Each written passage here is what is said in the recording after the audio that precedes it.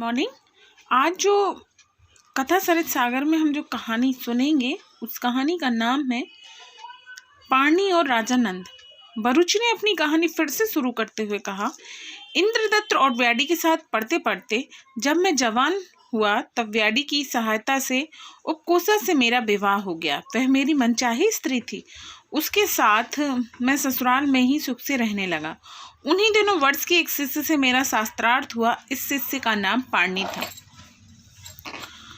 पारनी वैसे तो मूर्ख था, लेकिन शिव की पूजा करके उसने एक नए व्याकरण के ज्ञान का वरदान प्राप्त किया था। जब वह शास्त्रार्थ शुरू हुआ तब आकाश में शिव जोर जोर से हुंकार करने लगे। इस हुंकार के कारण मैं अपना इंद्र व्याकरण भूल गया और पारनी की जीत हो गई। इस पराजय से मैं बहुत खिन्न हुआ। इससे बढ़कर और क्या अपमान हो सकता था। मैंने तुरंत घर का प्रबंध किया और शिवजी को प्रसन्न करने के लिए हिमालय में जाकर तप करने लगा। मैं तभी घर लौटा जब मुझे शिवजी से वरदान में पारनी की सारी व्याकरण का ज्ञान प्राप्त हो गया। तब तक व्याडी और इंद्रदत्त भी अपनी शिक्षा समाप्त कर चुके थे। वत्स ने उन दोनों से गुरु दक्षिणा में 1000 असरफियां मांगी।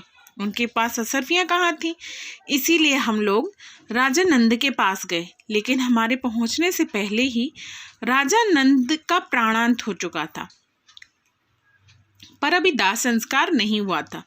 जब इंद्रदत्त ने एक तरकीब सुझाई, उसने कहा, मैं योग बल से राजा नंद के मृत शरीर में प्रवेश कर जाऊंगा।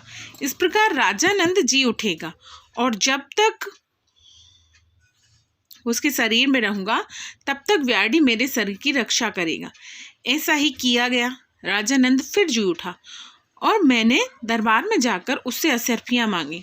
उसने अपने मंत्री शकटाल को असरफियां देने की आज्ञा दी।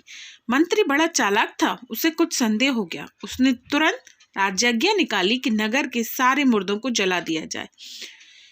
इस राजाज्ञा का पालन होना ही था। इसमें इंद्रदत्त का मृत शरीर भी जला दिया गया।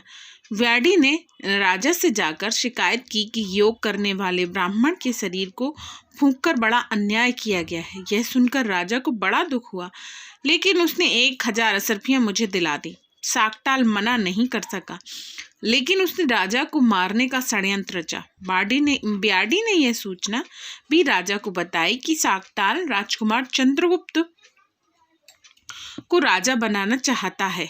उसने यह भी कहा कि शाकटाल को मंत्री पद से हटाकर बरूची को अपना मंत्री बना ले। राजा नंद ने ऐसा ही किया। मैं मंत्री बन गया और व्याडी गुरु दक्षिणा देकर तप करने चला गया।